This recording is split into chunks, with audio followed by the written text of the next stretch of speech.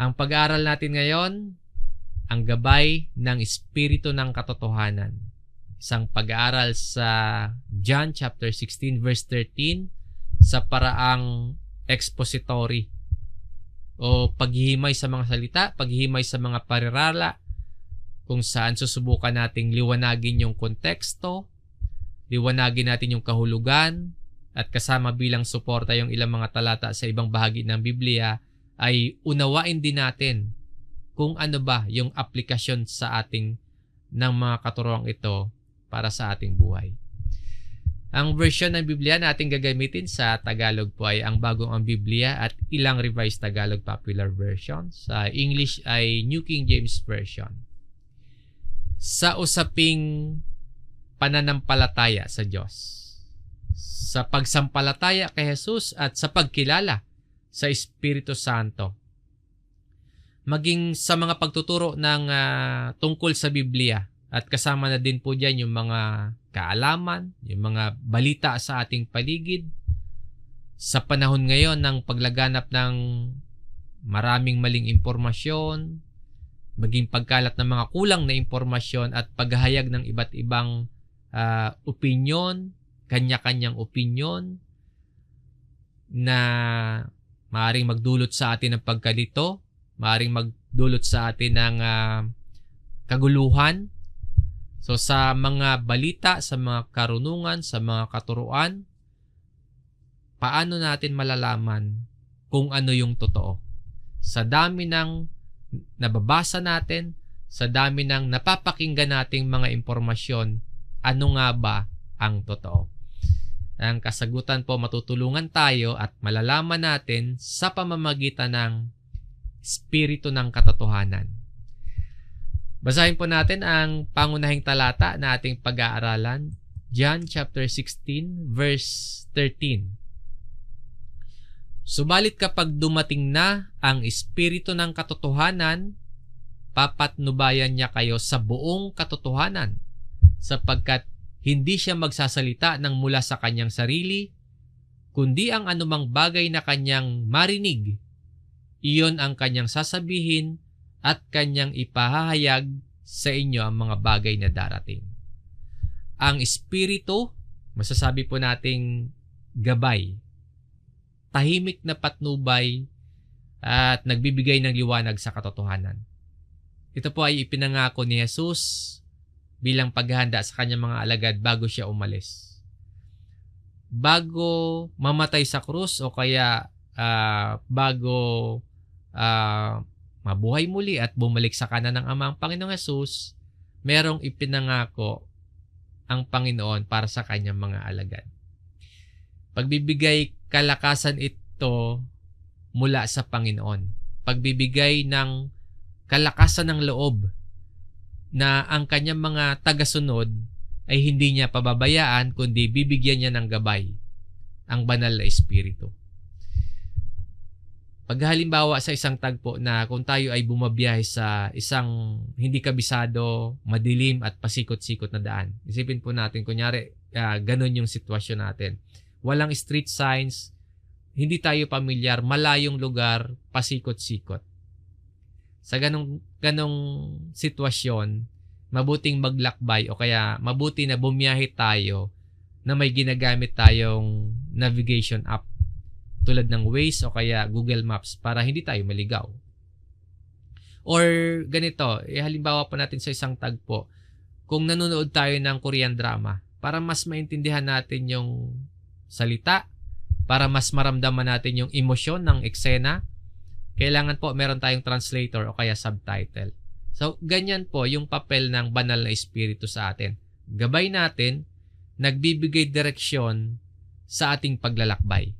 At tumutulong din ang Espiritu na maunawaan natin ang kalooban at salita ng Diyos. Ang Espiritu ang tutulong sa atin para maging malinaw yung nais na iparating sa atin ng Diyos sa pamamagitan ng Biblia. Ang Espiritu ang magtuturo kung ano yung totoo, kung ano yung tama, kung saan tayo liliko, kung kailan tayo hihinto, at kung paano tayo lalakad sa liwanag ng Diyos. napakahalaga ng Espiritu at napakahalaga ng pangako dito ng Panginoong Hesus sa kanyang mga alagad. Kasi po, sa gitna ng nararamdamang pagkabahala o takot o pag-aalala ng mga alagad dahil nalalapit na yung pagkawala ng kanilang guro at Panginoon, naririnig nila ngayon yung isang pangako kung paano nila haharapin ang buhay. Ihalimbawa din natin sa isang tagpo o kwento tungkol sa isang bata na may iwanan ng kanyang magulang dahil sa isang mahalaga o kaya emergency na situation. Merong mag-ina, kailangang iwanan mag-isa sa bahay ang kanyang anak o iiwanan ng nanay yung kanyang anak na mag-isa. Sa pag-iisa ng bata, nakaramdam siya ng kaba, ng lungkot o pagkabahala dahil mag-iisa siya.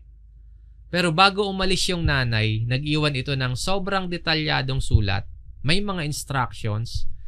Kapag binasa niyo yung sulat, malalaman niya kung ano yung dapat niyang gawin, mga pag-iingat niya, at mga paghihintay niya hanggang sa makabalik yung kanyang nanay. Naglalaman din yung sulat ng paalala na huwag siyang matakot, na kahit hindi pa niya nakikita, ay kasama pa rin niya ang kanyang nanay araw-araw. At sa pag-alis ng magulang, araw-araw naman itong binabasa ng bata.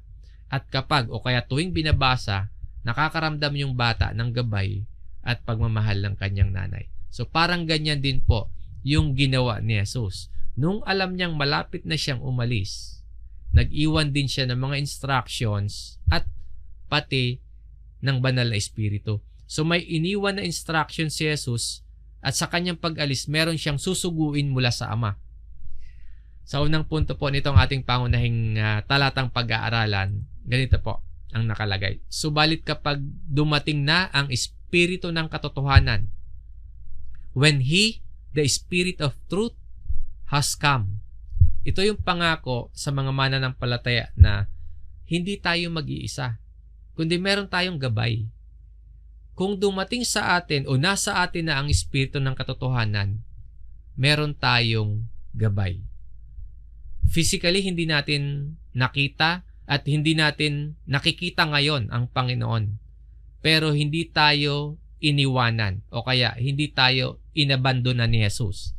Sa John chapter 14, dito sa verse 16, sabi po, at hihingin ko sa Ama at kayo'y bibigyan niya ng isa pang mang-aaliw upang makasama ninyo siya magpakailanman. So, hiniling ito ni Jesus sa Ama para sa atin. Ang mang-aaliw o helper na sinasabi dito, walang iba yan kundi ang Espiritu Santo, ang Espiritu ng katotohanan. Ang pangako dito, hindi lamang yan, ang paghiling na ito ng Panginoon sa Ama ay hindi lamang para sa mga apostol, kundi para din ito sa mga nakay Kristo. At ito ang mga aliw o yung espiritu na hiniling ng Ama ng Diyos, ng Panginoong Hesus sa Amang Diyos, ibibigay ito ng hindi pansamantala lamang, kundi permanente o mananatili magpakailanman. Sabi nga po dito, makakasama ninyo siya magpakailanman. Paano ba dumating sa isang tao ang espiritu ng katotohanan? Dumarating sa iyo ang tinutukoy ditong mang-aaliw o espiritu sa pamagitan po yan ng pananampalataya mo kay Kristo. Kapag ang isang tao ay tunay na sumampalataya kay Jesus at tinanggap si Jesus bilang kanyang Panginoon at tagapagligtas, doon nagsisimula ang pagtanggap ng banal na espiritu. Sa huling bahagi ng Ephesians chapter 1 sa verse 13, ganito ang sinasabi. At kayo na sumampalataya sa Kanya ay tinatakan ng ipinangakong Espiritu Santo. Bilang sumasampalataya kay Jesus, you were sealed with the Holy Spirit of promise. Ang sumampalataya sa Kanya, yung Kanya dito, yung Kanya dyan sa talatang yan, ang tinutukoy ay si Kristo. ang pagdating sa iyo ng Espiritu Santo katuparan ng pangako ng Diyos na ayon nga po sa talatang ito, ang sinumang sumampalataya kay Kristo ay tinatakan. Ito ay patunay na ang Espiritu ay dumating na at nananahan na sa iyo. Ibig sabihin po, kapag ikaw ay sumampalataya kay Kristo, dumating na sa iyo ang Espiritu bilang tanda, bilang iyong gabay at iyong katiyakan ng kaligtasan. At ang mahalagang makita natin din dito ay hindi pala ito para sa lahat, kundi darating sa atin ang Espiritu sa pamamagitan ng tunay na pagsampalataya kay Kristo. And hindi rin naman ito para sa iilan lamang, kundi bukas ang paanyaya para sa marami, para sa lahat ng sasampalataya kay Jesus. Ang malinaw, para ito sa mga sumampalataya sa Panginoong Jesus. Ganito naman ang sinasabi sa Aklat ng Mga Gawa. Acts chapter 2 verse 38. Sumagot si Pedro, pagsisihan ninyo talikuran ang inyong mga kasalanan at magpabautismo kayo sa pangalan ni Hesukristo upang kayo'y patawarin at ipagkakaloob sa inyo ang Espiritu Santo. Ang tunay na pagsampalataya kay Jesus may kaakibat na pagsisisi. Yung huling bahagi ng talata nangangahulugan na ang Espiritu Santo ay mula sa Diyos, may pagkakaloob. Ibinibigay sa mga tapat na nagsisisi at ayon dito kasama yung ayon sa talatang ito, nagpabautismo sa pangalan ni Hesukristo. Ibig sabihin yung pagtanggap po sa Espiritu, kapag ang puso ay may pagsisisi at may pagsampalataya kay Kristo, ang Espiritu ay ipinagkakaloob o kaya ang Espiritu ay dumarating. Ang Espiritu ay masasabi nating tanda ng pagkakaroon ng bagong buhay kay Kristo. So sa katotohanan na ikaw ay sumasampalataya kay Jesus, dumating sa iyo ang Espiritu ng katotohanan. Para saan? Ano yung layunin ng pagdating? Sa ikalawang punto ng ating aralin, papatnubayan niya kayo sa buong katotohanan. He will guide you in all truth. Ang Espiritu ng katotohanan na dumating sa atin, merong layuning ipahayag ang katotohanan na mula sa Diyos.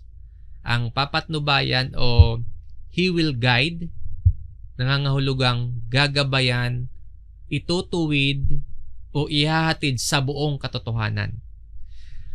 Sa mundo po na marami ang peking impormasyon, mga peking mga aral, mapanlinlang at mapandayang mga aral. Sa panahon na maraming fake news o kaya mga mapandaya na mga katuruan, kailangan natin ang Espiritu para masiyasat at para maunawaan natin kung ano ang katotohanan.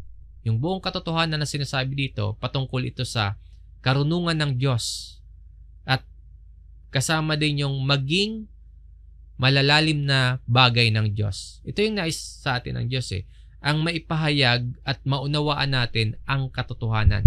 Sa sulat ni Apostol Pablo sa mga taga-Korinto, 1 Corinthians chapter 2 verse 10, ngunit ang mga ito ay ipinahayag sa amin ng Diyos sa pamamagitan ng Espiritu, sapagkat sinisiyasat ng Espiritu ang lahat ng mga bagay, maging ang malalalim na mga bagay ng Diyos. Ang sinasabi ditong ang mga ito, ang tinutukoy po ay ang karunungan ng Diyos na mababasa natin sa verse 7 at yung nandito na maging ang malalalim na mga bagay ng Diyos. The deep things of God.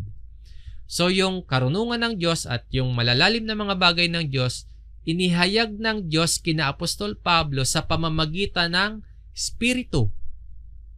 Ang karunungan ng Diyos at ang malalalim na mga bagay ng Diyos, sa Biblia po natin yan matututunan. Inihahayag din po sa atin ng Diyos sa pamamagitan ng Biblia. Ibig sabihin, yung katotohanan o yung buong katotohanan kung saan papatnubayan tayo ng Espiritu, sa Biblia natin matatagpuan. Kaya ang nakasulat naman dito sa Psalms 119 verse 105, Mga Awit chapter 119 verse 105, ilawan sa aking mga paa ang salita mo at liwanag sa landas ko. Sa pag-aaral natin ng Biblia o ng salita ng Diyos, ang Espiritu ang magpapatnubay sa atin kung alin yung daan ng katotohanan at kung alin yung daan na sarili lamang nating kalooban. Hindi naman natin kailangang agad-agad na makita o lahat-lahat maunawaan ang buong plano ng Diyos kasi po sapat ang liwanag ng kanyang salita para sundan natin o kaya tahakin natin ang katotohanan. Pinapatnubayan tayo ng Espiritu sa bawat ating paghakbang.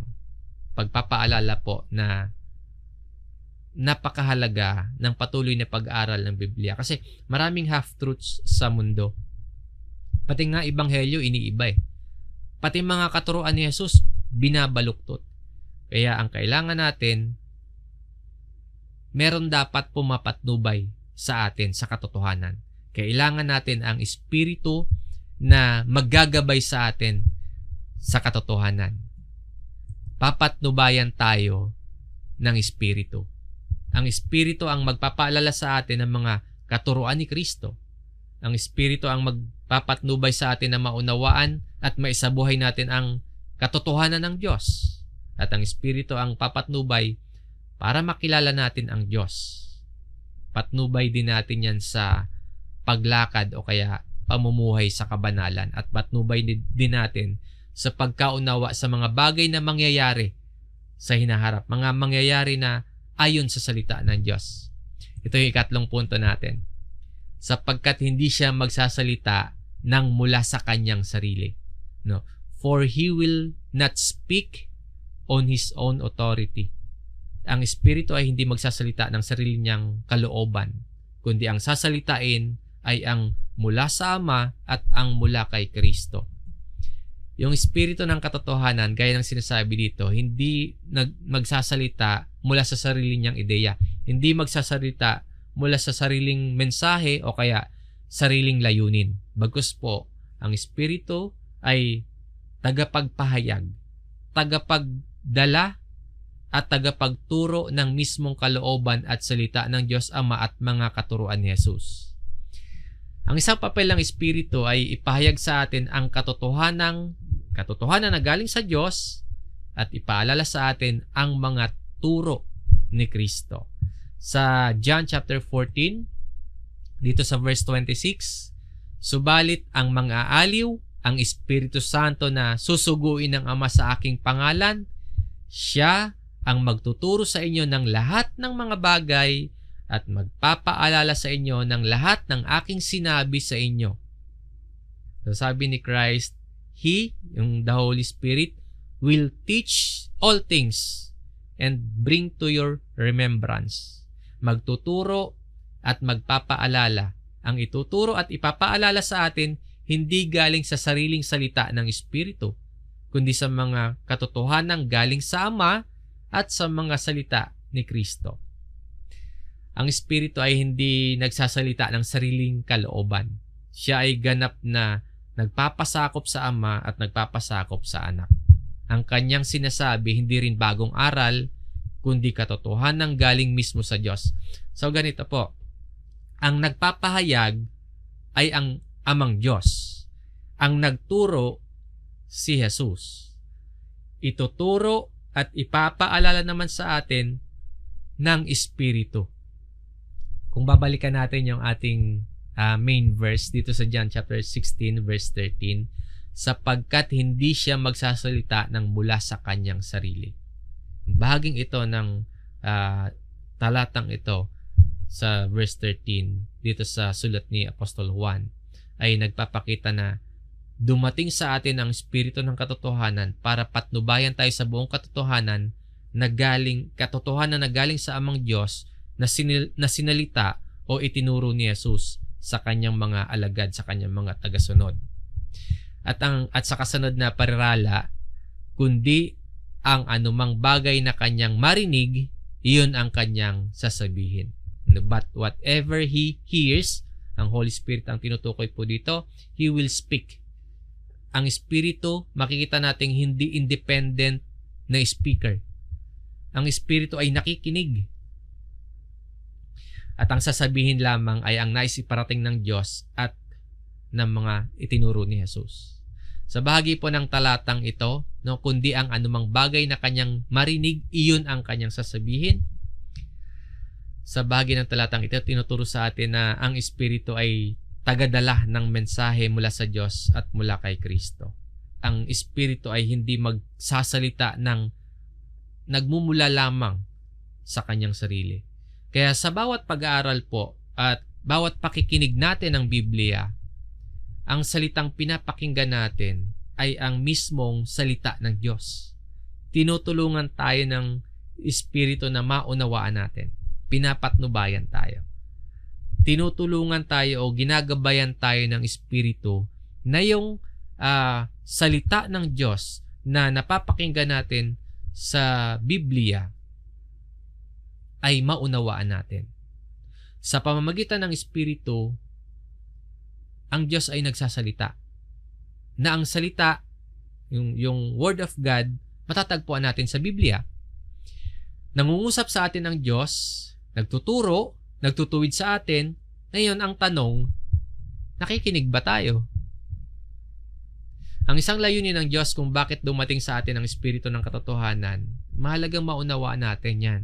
Kasi magagamit natin ito hindi lamang sa buhay natin ngayon, hindi lang sa pangkasalukuyan nating sitwasyon, kundi maging sa pagkaunawa natin sa mga bagay sa hinaharap. Sa panghuling punto po ng ating aralin, at kanyang ipahahayag sa inyo ang mga bagay na darating. And He will tell you things to come. Isa sa mga masasabi nating gawain ng Espiritu ay yung bang maihanda tayo sa hinaharap o ang maihanda tayo sa mga bagay na darating. Ibig sabihin po, hindi lamang nais ng Diyos na maturuan tayo ng kasalukuyang katotohanan, kundi binibigyan din tayo ng kaliwanagan sa mga darating na bagay. Inihahanda tayo sa ating buhay at sa plano ng Diyos para sa lahat sa hinaharap. Ang Espiritu ay nagpapahayag ng mga darating na bagay na maaring matulungan tayo para tayo po ay maging handa at tayo ay manatili sa katotohanan. Yung huling bahagi ng talatang ito, pagpapakita ng prophetic na tungkulin ng Espiritu Santo. Ipapahayag niya ang mga bagay na darating. Muli babalik tayo sa kaisipan ng kahalagahan ng patuloy na pag-aaral ng Biblia para maging handa tayo. Para hindi tayo mabigla sa mga maaring maranasan natin sa hinaharap bilang tayo po ay mga tagasunod ni Jesus. At para hindi rin tayo mailigaw ng mga peke, ng mga mapandaya at mga mapanlinlang na mga katuruan ng iba sa pangkasalukuyang sitwasyon. At kasama nga po yung sa hinaharap or haharapin natin na mga darating. Kaya napakahalaga na nasa atin ang Espiritu. Ang Espiritu ang tutulong sa atin na mahayag ang mga plano ng Diyos. Ang Espiritu ang tutulong sa atin para maging handa tayo sa mga darating na mga pagsubok at maging tagumpay ng isang tagasunod ni Kristo. Ang Espiritu din ang tutulong sa atin para maunawaan natin ang mga babala. Sa sulat nga ni Apostol Pablo kay Timoteo, basahin po natin ang 1 Timothy chapter 4 verse 1. Ngayon ay maliwanag na sinabi ng Espiritu na sa mga huling panahon, ang iba'y tatalikod sa pananampalataya sa pamamagitan ng pakikinig sa mga mandarayang espiritu at sa mga aral ng mga demonyo. No, now the Spirit expressly says, ang Espiritu ay nagbibigay ng warning, nagbibigay ng babala tungkol sa darating na pagtalikod ng iba. Ito po ay para yung mga tunay na mga believers, yung mga tunay na mga mananampalataya, manatiling matatag. Yung mga babalang katulad nito, kasama yung mga paalala, kasama yung mga pangako ng Diyos, kasama yung mga katuruan ni Jesus, kasama maging yung mga paghahayag ng mga mangyayari sa hinaharap, yung mga mangyayari hanggang sa muling pagparito ni Kristo. Yan po ay patuloy nating pinag-aaralan at patuloy na ipinamamalita sa loob ng ating kalipunan at sa patnubay nga po ng Espiritu, makaunawa ang bawat isa sa atin ng buong katotohanan. Ang sinasabi naman sa Aklat ng Pahayag, Revelations chapter 2, verse 7. Aklat ng Pahayag chapter 2, verse 7. Ang may pandinig ay makinig sa sinasabi ng Espiritu sa mga iglesia. Ang magtagumpay ay siya kung pakakainin sa punong kahoy ng buhay na nasa paraiso ng Diyos. Ang talatang ito ay panawagan ng salita ng Diyos na makinig sa sinasabi ng Espiritu ang lahat ng mga mananampalataya. Let him hear what the Spirit says to the churches. Maging bukas po ang puso at isipan natin sa mga pahayag ng Diyos na sa ating pakikinig ay magkaroon ito ng bunga ng pagsunod natin. Ang Diyos ay may sinasabi sa pamamagitan ng Espiritu at dapat natin itong pakinggan bilang mga mananampalataya. Ang Diyos ay patuloy na may sasabihin sa pamamagitan ng Espiritu at maririnig natin yan, ang mga sasabihin, ang mga pangako, ang mga babala at ang mga paalala ng Diyos ay maririnig natin yan mula sa Biblia.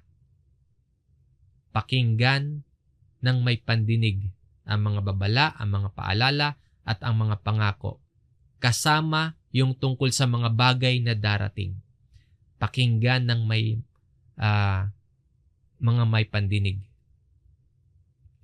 Kung sa John chapter 16 verse 13, ipinapahayag ng Espiritu yung mga bagay na darating, dito sa talatang ito, ang paalala ay makinig tayo. May ipinapahayag sa atin, so makinig tayo. He who has an ear, let him hear. Ang pagsasabi o sasabihin ng Espiritu, hindi lamang mga totoong impormasyon para malaman lang natin, para meron lang tayong alam, kundi ang pagsasabi o ang sasabihin ng Espiritu ay paanyaya ito na maging handa tayong sumunod, panghawakan nating mabuti yung mga katotohanan at ibahagi natin sa iba yung aral na ating napakinggan. Ang John chapter 16 verse 13 ay paalala na hindi tayo tinawag ni Jesus na sumunod sa Kanya at pagkatapos ay iniwan niya tayong mag-isa sa ating paglakad sa buhay na ito. Hindi po tayo tinawag ni Jesus tapos pinabayaan na lang na mag-isa. Binigyan tayo ng Espiritu ng katotohanan. Dumating naman sa atin ang Espiritu, yung Espiritu ng katotohanan, nung sumampalataya tayo kay Jesus. So, ang Espiritu ay dumating hindi para sa mga piling tao lamang, kundi para sa bawat sumasampalataya kay Kristo. Sa mundo nating puno ng ingay, sa lugar na maaring kinabibilangan natin na laganap ang pagsisinungaling at mga panlilinlang, may tinig tayong dapat pakinggan. Yung tinig o ang sinasabi ng Espiritu ng katotohanan, pakinggan natin. Dahil ito po ay pahayag ng Ama at mga katuruan ni Jesus. So makinig tayo, maging handa. Ang Espiritu ng katotohanan, papatnubayan tayo sa buong katotohanan. Hangarin po natin ang gabay ng Espiritu. Palakasin natin yung ating mga pananampalataya na maging handa tayo sa mga bagay na darating. Huwag tayong mamuhay sa pangamba. Huwag tayong mamuhay sa takot at kawalan ng direksyon. Sa ating pagsampalataya kay Jesus, alalahanin nating dumating sa atin ang Espiritu Santo, ang Espiritu ng katotohanan. Mga kapatid, sa ating pamumuhay bilang mga mananampalataya o pamumuhay Kristiyano sa ah, panahon o kaya sa paligid natin na may mga maling impormasyon, mga makasarili at mga mapanlinlang na mga opinyon, isang malinaw na tinig ang dapat nating pakinggan. Ang tinig ng Espiritu ng Katotohanan. Ito ang banal na Espiritu na ipinangako ng ating Panginoong Hesus para gabayan tayo sa lahat ng katotohanang nagmumula sa Amang Diyos. So may ilaw tayo, meron tayong direksyon, may guide tayo, at meron tayong kakayahan na umunawa ng salita ng Diyos sa pamamagitan ng Espiritong dumating sa atin nung tayo po ay sumampalataya kay Jesus. Mga kapatid, isang paanyaya sa ating lahat. Kung ikaw po ay na kay Kristo, huwag mong babaliwalain ang banal na Espiritu, ang gabay na nasa iyo. At sa mga nakasubaybay ngayon na hindi pa lubusang sumasampalataya kay Jesus, ngayon po ang araw ng kaligtasan. Magsisi, talikuran ang kasalanan, sumampalataya kay Jesus at dadating sa iyo ang Espiritu na magiging gabay, magiging patnubay mo sa paglakad sa katotohanan. At para sa inyong lahat po na mga tinatakan ng Espiritu ay alalahanin din po natin ito. Dumating sa iyo ang Espiritu para buong pagpapakumbaba na matutunan mong sumunod sa mga aral ni Kristo at sa mga karunungan ng Diyos. Magpatuloy ka po sa pag-aaral ng Biblia. Manatili nawa ang paggabay ng Espiritu sa bawat desisyon at sa bawat hakbang at lakad mo sa araw-araw. Magtiwala ka po sa Diyos. Magtiwala ka po sa Kanyang salita. Hindi tayo maliligaw kung tayo ay na kay Jesus. Dahil dumating sa atin ang Espiritu na siyang gabay natin sa katotohanan. Sa Espiritu, hindi tayo maliligaw, kundi tayo ay may gabay. Sa Espiritu, tayo po ay mananatili sa katotohanan. Ito po ang mensahe ng ating pag-aaral. Maraming salamat po sa inyong pakikinig mga kapatid. Purihin natin ang Panginoon at sa ating pagtatapos, tayo po ay muling mananalangin.